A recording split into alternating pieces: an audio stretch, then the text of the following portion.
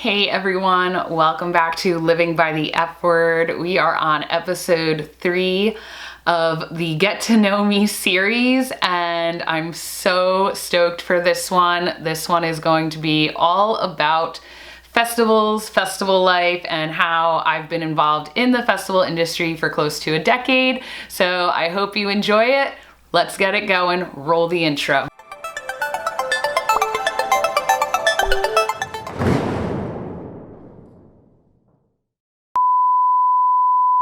I'm so excited to be sitting down and talking everything music festival wise with you guys today. A lot of people that follow me and are subscribed to my channel are festival goers, so I think you guys are all really gonna love this one. And if you're new to my channel, my name is Jess. I'm a fine artist, flight attendant, and festival enthusiast, and everything I talk about on this channel is an F word.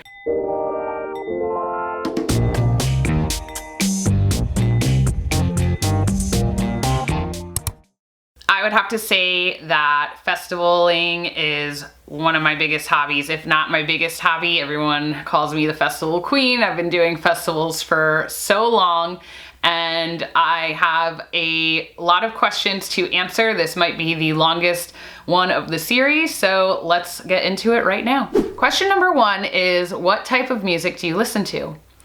And I would say that people that have known me for quite some time know that I have a great variety when it comes to music. So I feel like I grew up on classic rock. Both my parents, they listened to classic rock. So I, was very influenced by that. When I was in high school, I would say that I was heavily involved in the punk rock scene. So there actually used to be local shows that I would put on with production companies in New Jersey at venues like Knights of Columbus or even churches or wherever we could rent a room. Live music has always been a part of my life. Yeah, I would say that my style has changed throughout the years, but it's not like I ever really shied away from any of them. I still love all different genres. The second question is, what was your first concert? And I think everyone always remembers this. No one ever forgets their first concert, and mine was Blink-182 at Roseland Ballroom in New York City. The third question is, what was your first festival? And I'm gonna go with Vans Warped Tour. That was the first festival I ever went to, I think in 2001 or 2002. The next question is, what was your first rave festival? So my first major rave festival was Ultra Music Festival in 2012. A lot of people know that that was the pivotal life moment change for me, like as far as starting to solo travel and starting to really get heavily involved in the music festival scene. That was kind of the gateway, that kind of snowballed effect me into this entire industry. The next question up is, what was your first camping music festival? And so for me, that was Tomorrowland 2013, which if you ever want to know my level of crazy, now you know. I don't think many people plan to make Tomorrowland their first camping music festival. I don't think there was really a thought process behind it. I think it was just more like, I'm going to Tomorrowland, I'm doing it, and I'm gonna camp in Dreamville, and I'm doing it, and that's pretty much what happened.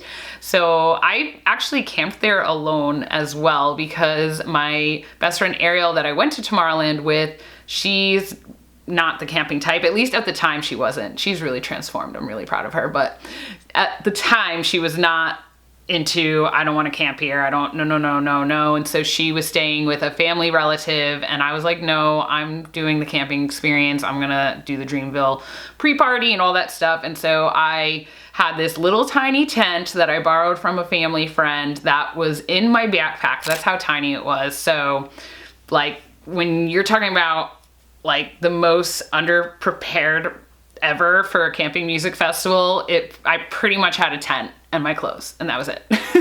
Next question up is, what was the festival that got you hooked on festival life?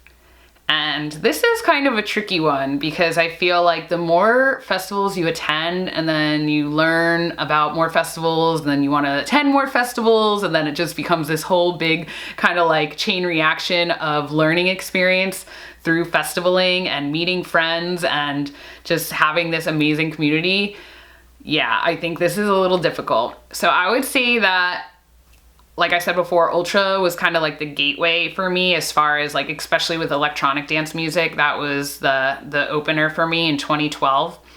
But I would say what got me really hooked on rave life and got me going to festivals was Groove Cruise. And that just is because of the community.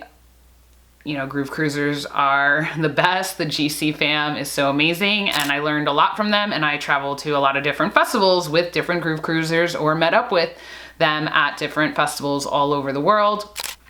So I would say that that was the festival that really got me hooked on festival life. Next question up is, what was the festival that taught you the most about festivaling? And I'm gonna go with Electric Forest for that one. I think that because of the group I went with for so long, I just feel like they really taught me how to camp proper, set up, you know, a proper campsite, you know, have a little mini kitchen, have, you know, lounge area. I remember the first time I went to Electric Forest in 2014, and I had this little tiny tent. For the longest time, I roughed it out in the littlest, tiniest tent. And I would see these people that I was going with have these big fucking tents all to themselves, and I'm like, is that really necessary? But now that I'm older and I've been festivaling for so long, I definitely kind of glamp. I could show you guys my camping setup and do a whole video about camping at festivals if you want me to. I definitely have learned throughout the years how to do it right. Next question up is favorite international music festival. This is so tricky for me. But I did do a video where I ranked every single festival I've attended, and Tomorrowland was the one that came in on the top. And then right behind that was Envision Festival, which is in Uvita, Costa Rica. So go watch that video, and I talk about those festivals and all the festivals I've attended throughout the years, and I ranked and rated all of them. Next question is favorite festival of all time, which I also answered in that festival video where I rank all the festivals I've attended, and it was so difficult for me. I honestly feel like I'm neck to neck with Groove Cruise and Electric Forest. Those are my top all-time favorite. I feel like I could never miss them. Every time I say, oh, I'm gonna try something else, I like last minute end up going. You just are like, I can't miss it. Like, you get addicted. And so Groove Cruise is like one of my favorites. You can watch all my other videos. I talk about Groove Cruise all the time. And then Electric Forest too is just hands down. There is just nothing like Forest. I feel like it would be difficult to miss. Next question is favorite festival location. Favorite festival location. That is so difficult because for me, location is one of the biggest things about music festivals. I tend to enjoy festivals that are within nature. So that's why I like Groove Cruise. It's on a cruise ship and you're out at sea and there's awesome sunrises, sunsets, and then there's beach parties. That's another reason why I like Electric Forest, because of the forest, because it's gorgeous. I'm an earth sign, I'm a Taurus. I absolutely love nature. Envision, they are in the jungle, on the beach. You get the best of both worlds. So I would say location-wise, I'd pick somewhere exotic. I definitely like destination style events. XXM Festival in St. Martin, gorgeous, gorgeous venues. So I guess I can't really pick a favorite. I think I would just generalize and say I definitely prefer festivals where I'm, you know, looking at something beautiful. I don't really care for festivals that are in a parking lot. It's one of the biggest reasons why I still have not gone to EDC Vegas, which I know I'm gonna get a lot of hate for, but it's the truth. I just don't have a desire to be in a parking lot or in traffic. I just don't know if I would really care for it. And I kind of tend to stay away from city festivals too. I think I've noticed over the years that city festivals kind of aren't for me. And what I mean by a city festival is somewhere where there's no camping, somewhere where you have to get a hotel or you have to worry about taking an Uber there and back. You know, there's no lodging actually on site, it's within the city. And I mean, there are some really, really great city festivals, don't get me wrong. It's just not my cup of tea. I definitely prefer to be out in nature somewhere. Next question up is how many festivals have I attended? And I have attended about 30, I wanna say. I am a repeat offender for many of those, which means that I have gone multiple years in a row. Next question up is festival that has the best production that I've attended. I'm gonna go with obviously Tomorrowland, and I went years ago. I went in 2013 and 2014. So we're talking about what, 6 years ago already. I can only imagine. I've seen the videos. I really want to go back, like totally want to go back so I could kind of do a comparison and kind of like third time's a charm video, you know, get to say that I went to Tomorrowland 3 times. So I really am considering going back maybe. But they definitely have the best production I have ever seen, stage-wise, performers-wise, lineup-wise, everything-wise. And I would also have to go with Coachella on this one because Coachella is just such an iconic festival and they have been in the game for so long and they have amazing sound production. Their production in general for the different stages and everything has just been absolutely amazing and incredible. The next question up is which festival has the best fashion? Style, fashion sense, fashion everything. And without a doubt for me, that is Desert Hearts Festival. The fashion at Desert Hearts is so amazing. I mean, the vendors are amazing. Everyone brings it, everyone makes their own pieces. It is just vibrant colors, vibrant prints, just super trippy stuff you see and absolutely amazing. They even have a fashion show that they do on Saturdays and it is just completely brilliant. It is just so beautiful. Next question up is what is the craziest thing you've done to attend a music festival? So I don't know if anyone else has a story like this, but if you do, please let me know. The craziest thing I have done to attend a music festival was I picked up a trip and I was on reserve. For anyone that's new to my channel, I'm a flight attendant. And for anyone that is not familiar with the term reserve, that basically just means that's when you're on call and when you don't really get to pick your schedule and typically you can't really pick up trips. Well, this was several years ago. We had a different contract at the time and we were able to pick up, if we had a day off, we were able to pick up a trip for the next day. And so there was a 2-day trip that fell into our system and it was to Nashville, have a 19 or 20 hour layover and then fly back. I picked this trip up, I got it. And then I hit up my friend who is the owner of Pedicab People Movers and said, yo man, you got an extra vendor van for Bonnaroo? And sure enough, I met him at Walmart. He slapped a vendor sticker on my rental car. He gave me a vendor band and I went to Bonnaroo for a day. So that was probably the craziest thing I've ever done because Bonnaroo's in Manchester, so I rented a car, I drove there, I went there for the night only, and then drove back on no sleep, and then flew back the next day. I know the crew, like when I showed up, they were like, oh good, you're here, but it was like, I was death. I did not sleep at all because I went to Bonnaroo and just basically like milked it for as long as I could and then came back and flew. And I'm really lucky I didn't get reassigned something else because as a reserve, you can always have the option of getting reassignment from scheduling. So that could have been a really bad day if I didn't get released, but luckily I got released. So that was an awesome life moment. Next question is most memorable live sets from festivals, and I'm gonna just go tell you guys to go watch my top 10 EDM sets of all time. There's been way more than that because that is just focused on electronic dance music in that video. I have had so many memorable moments. String Cheese, the Cheese Bomb on Saturdays at Electric Forest are some of my favorites. Pretty much so many performances from Electric Forest a lot of live performances are my favorite memories. Next question up is how did you become involved in the festival industry? basically, I really wanted to be a part of the festival industry in a positive light and work for a festival, whether that was stage production or making art or, you know, something. I always wanted to be involved in the festival industry. Once I got hooked on festivals, I just didn't really know how. And so the first step that I did was I attended a music festival conference.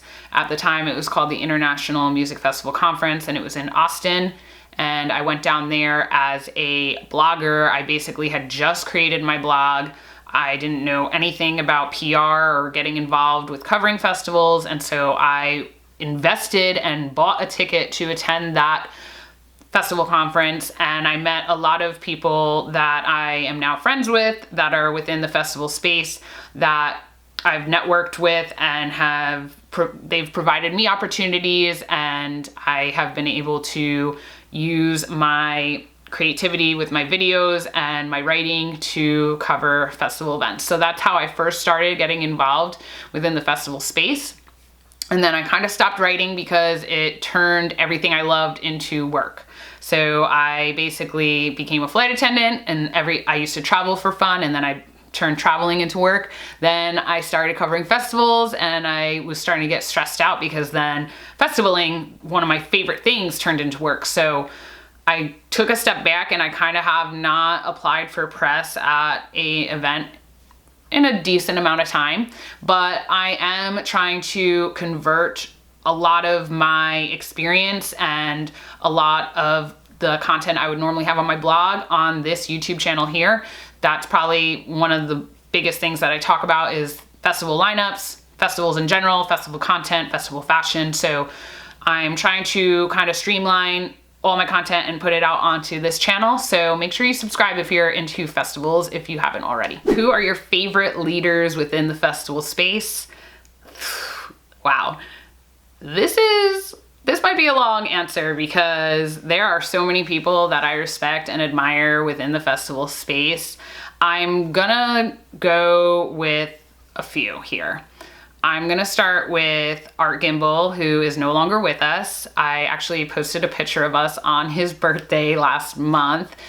I was convinced that Art was going to be my festival mentor. Like, I knew when I met him that he was like the person that was gonna help me find my role within the festival space. And then after we met and became friends, I attended a party that he threw. So if you don't even know who Art Gimbal is, he was a former co-founder of Fest 300, which was one of the biggest well-known festival blogs in the world that would rate and put out the top 300 festivals in the world. He was just so inspirational to me because I wanted his life. You know, he was very involved in travel and new cultures and seeing festivals, not just music festivals, but any type of festival, and documenting them through really beautiful photography. And he just was such a big inspiration to me. And so I went to a party that he threw for Fest 300 at Coachella in 2015, and that was the last time I saw him, and he unfortunately passed away in a car crash 2 weeks after that when he was driving to Further Future, which was a festival out in Nevada that is no longer running. It was very similar to Burning Man. It was created by Ryan Kruger, who also does the new festival in Barbados, Viju Day, I think it's called. I'm probably pronouncing it wrong, but yeah, so Art passed away, and that was absolutely devastating to me because I highly respected him, and he taught me so much in such a short amount of time that I knew him. He is definitely one of my biggest influences as far as leaders within the festival space. The next person that I want to recognize is Tucker Gumber, who is known as the Festival Guy. Hey Tucker, I'm gonna send this to you, so what's up, dude? Tucker really just is such an incredible human in the festival space. He was, as far as I know, one of the first people to really put content out there to help festival producers and festivals make festivals better, okay? He is always on a mission to make festivals the best they can be for attendees, but also for the people running the event. And so he started attending festivals, and he realized that there was a major problem with trash. People were littering everywhere, and there was a lot of messy festivals, and also festivals that didn't have enough bathrooms, or there was lines, or there was no lighting. And so he really, I feel like, was the first person to start getting into that type of content as far as helping festivals. And so he had his blog, thefestivalguy.com, and then he also wrote 2 books, and I contributed to both of them. The first one is The Festival Thrower's Bible, which strictly focuses on how to run a proper festival and things that make a festival great for anyone that is interested in developing their own festival, or maybe you are struggling in some areas. This is a really great resource. And then the other book that I contributed to with him is The Festival Goer's Guide, which is for festival goers. So this is something I'm extremely proud to be a part of, because as a contributor to this book, I'm, in the back of this book alongside some people that I highly am just highly influenced by, as far as the festival space. Eamon Armstrong was a contributor to this book, and his podcast is Life is a Festival, and I talk about his podcast in some of my other videos. I absolutely look up to Eamon. He was the creative director for Fest 300 for a long time. So he was hired by Art, who was, in my opinion, going to be my mentor. And so I am just heavily influenced by Eamon as well. He's a very interesting guy. He has great interviews on his podcast that is all about everything. He talks about festivals. He talks about the Burning Man community. He talks about self-help, just so many ranges of topics that are a really great educational experience. Britt Robbins, who was my life coach last year, and she is just such an inspiration to me because she has been in the festival space for probably 20 years, and she worked for Shambhala for years and years doing their social media, and just was such a staple for that festival space for so long. And then she also was my life coach and mentor that worked with me getting through a really tough period that I was going through last year where I kind of felt stuck.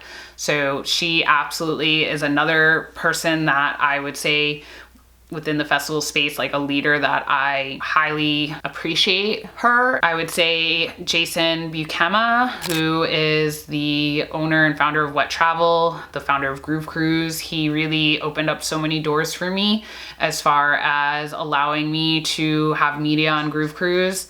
And, it opened doors for me to cover other festivals. And if it really wasn't for him, I don't know if I would have ever put myself out there and if I would be filming this video right now. That's just the tip of the iceberg. There are so many people I find influential within this space. I think some new and up and coming people that I'm sure a lot of people watching this might know about are Emma Capotis. I think that her podcast, Rave Culture Cast, is the first of its time type of thing, where she is really bridging the gap between older festival goers and ravers and the newer generation. I think she is bridging that gap and making this community of people, come together no matter when you started raving, no matter, how old you are, even if you've been doing it for 20 years plus, or if you just started, 2 months ago. And I also think that Vibe with Aid is another person that is up and coming in this space, because I think she was one of the first people that started talking about festivals on YouTube. It's something that I honestly wish I started sooner, because I've been doing this for so long. And I remember when I saw Vibe with Aid's video on Electric Forest, and I was like, yo, this girl's been going to Forest for 1 year, and she did all this great content to help people. And I've been going to Electric Forest for 7 years, and I didn't do anything to help people. So I really think that they are kind of more up and coming, or people that you might already know about, whereas some of the other people I mentioned earlier are kind of more of the OGs as far as festival leaders. I'll just leave a bunch of people's blogs too, also in the comments. So as far as festival people that I recommend you check out or connect with, for sure. That was really long. Thanks for listening to that. The next question up, which if you even got through all that, which I hope you did because there's some really important people that I just spoke about. What is your biggest accomplishment within the festival industry? I would have to say that the biggest accomplishment that I have, besides covering Groove Cruise, that was like a massive thing for me to get media for Groove Cruise. I was just so stoked because that's my favorite festival. Besides that, I would say speaking at X Live in Las Vegas, which is one of the biggest music festival conferences in the world. Being a speaker on a panel at that conference was definitely probably my biggest accomplishment to date. I was on a panel with my friend Tucker, my friend Alexa, who used to be the operations manager for Pedicab People Movers, and then my friend Jordan, who has previously worked for EDM.com. The four of us were on a panel, the super fan panel of festival goers that love festivaling. And so this was kind of an interesting panel discussion because a lot of the panels that are at these conferences have big festival leaders, you know, within the festival space, talking about how to make your festival better, or how to do, you know, brand partnerships, or how to make art, you know, a social media, you know, connection for your festival goers, you know, stuff like that.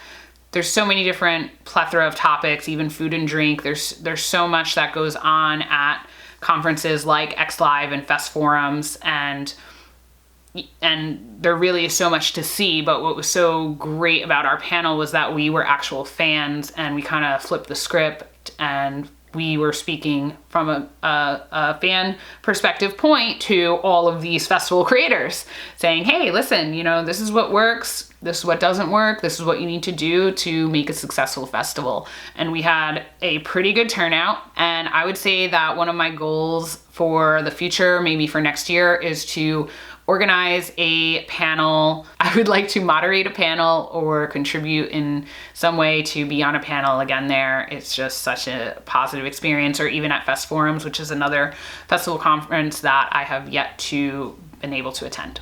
Next question up is, what festivals do you want to attend that you have not attended yet? This is a long list. This is an extremely long list. There's a lot. There's definitely a lot. I think that any festival experience is an experience for me. I'm always down to travel and see another festival. I like going to festivals, especially international, where I get to see another country and then experience a festival within another country. That's like one of my favorite things to do. What festival is on your bucket list within the US? My biggest bucket list festival for the US for the longest time was What the Festival. Unfortunately, it is no longer. It is no longer, and I don't know if they're ever gonna come back, but I hope they do, and if they do, I will be there. And then some other festivals I would like to hit up. I think I wanna try EDC Orlando, and the reason why I wanna do Orlando over Vegas is because I just don't really care about Vegas. I just don't really care that much about Vegas. And Orlando is a quicker flight, and I've heard that there's some good experiences at EDCO, so I would be down for that. I'd also be down for Okeechobee, which is another festival in Florida. All right, so the next question up is camping versus hotel at a festival. And this is another tough question. I definitely prefer to camp. I like to camp. I like to be on the site. I like to have that experience, meet my neighbors, have the after parties. There's just something that hits hard with camping music festivals for me. I just love it. I don't have to worry about driving. I don't have to worry about transportation. I don't have to be worrying about being fucked up and getting to some after party somewhere. Like, I just like camping at festivals. Like, that is probably what I would pick. However, there have been some great experiences that I've had staying at a hotel for festivals, and one of that being when I worked for Awake Tours, which is the best music festival tour company in the world. I was a tour guide for Awake Tours for several years, and we stayed in hotels because we were group tour, and that's basically how those tours operate is that you get to stay offsite in a hotel. And I'm not gonna lie, it was nice being able to get ready every day, have a nice shower every day, you know, sleep in a bed every day after dancing and walking around for such a long time. I would also have to say that having that Awake Tours experience was another like big pivotal moment for me within the festival space, and I can't thank Anita Bass enough for hiring me. We just did a whole podcast on her podcast, Anita Bass Show, where we talk about, you know, me working for her and how we randomly met because of the internet. It was just such a random experience. I also have it up on my blog, so I'll try to link that blog post below as well. But Awake Tours, I would say, opened up my perspective of, okay, it's cool to have a hotel for a festival. Like, you don't have to camp at every festival. And so some of the festivals that I didn't camp at, that I had a hotel at, were Coachella for a few years, and also my second Tomorrowland. We were in a hotel, and honestly, like, it was just nice not being muddy and sweaty. And so there's pros and cons to both, but I would still pick camping over a hotel. Next question up is GA versus VIP. And I mean, if I had the money to buy VIP tickets all the time, I would. I think that is one of the perks of covering media, is most of the time you get a VIP pass and you have some nice privileges if you are covering media for the festival. Do I have hair on my mouth? Oh my gosh, this whole time watch that I've been filming. I have done Good Life at Electric Forest. It definitely was very nice. One thing that I like about festivals that don't call it VIP, but they like have like this elevated experience, like Good Life, for example, that definitely is something I enjoy. But for this past year, I bought another GA ticket for Electric Forest. Like, I don't know, there's something about the GA vibes. I am getting older though, I am 33. I do think that there are massive benefits to having a VIP experience, especially if you're getting older and you don't want to be around the after parties and stuff like that.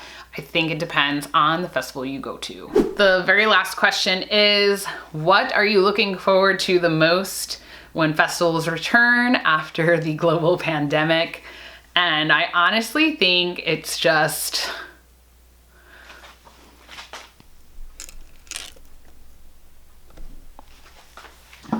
giving hugs, I don't know, trading candy,